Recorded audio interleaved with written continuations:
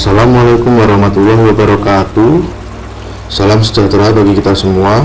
Kembali bertemu lagi dengan saya Muhammad Furqon Baihaqi, peserta Latsar CPNS Kementerian Hukum dan Hak Asasi Manusia Gelombang 2 Angkatan 52 Kelompok 2. Hari ini agenda pembelajaran hari ke-13 Latsar Jumat 9 Juli 2021. Saya akan berbagi pengalaman belajar saya lagi terkait materi pembelajaran agenda yang ketiga, yang kali ini diampu oleh Ibu Haji Rofikatul Karimah atau yang biasa disapa Ibu Rofi. Sama dengan agenda yang sebelumnya, terdapat dua metode agenda pembelajaran, yaitu secara sinkronus dan asinkronus. Pertama, pada agenda sinkronus. Sedikit saya terangkan kembali mengenai agenda sinkronus. Agenda ini merupakan agenda pembelajaran yang dilaksanakan secara virtual melalui aplikasi Zoom Meeting, yang memungkinkan peserta dapat berinteraksi secara langsung dengan pengajar atau pemateri secara virtual. Kemudian, agenda asinkronus atau merupakan agenda yang biasa disebut dengan pembelajaran mandiri. Sama seperti agenda pada hari sebelumnya, selalu ada kuis dan beberapa tugas, baik itu secara individu maupun kelompok. Selanjutnya, masuk pada topik pembahasan. Di awal proses pembelajaran dimulai, beliau meminta untuk masing-masing individu mengemukakan pendapatnya terkait dengan manajemen. Apa sih yang diketahui terkait dengan manajemen? Hal tersebut mungkin dimaksudkan agar kami selaku peserta Latsar dapat berperan aktif untuk saling bertukar pendapat dan pengetahuan, dan mungkin juga sebagai penilaian beliau atas kemampuan masing-masing individu pada kelompok untuk mengemukakan pendapatnya.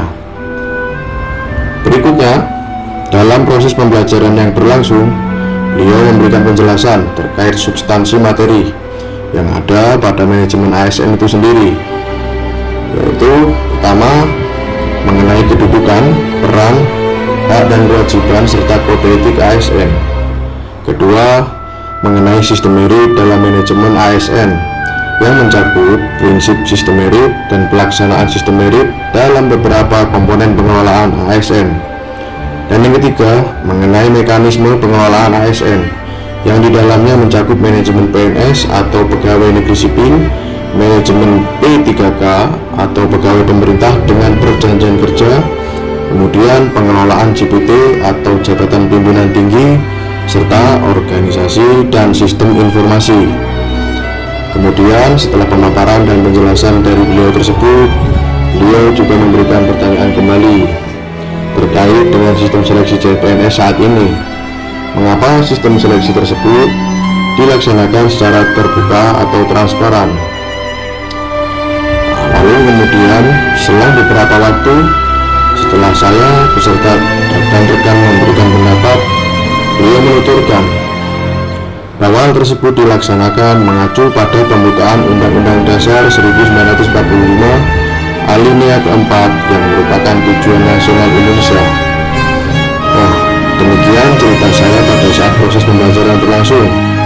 Selanjutnya, dalam kegiatan pembelajaran mengenai manajemen ASN terkait dengan substansi materi yang telah disampaikan, atas dasar pemahaman dan pendapat saya pribadi bahwa tujuan materi manajemen ASN ini menurut saya adalah diharapkan kedepannya dapat tercipta generasi ASN yang profesional dan akuntabel, kemudian memiliki nilai-nilai dasar serta beretika dan bermoral dalam setiap pelaksanaan tugas dan fungsinya, mampu melayani masyarakat dengan jujur, transparan, adil, dan juga tidak diskriminatif.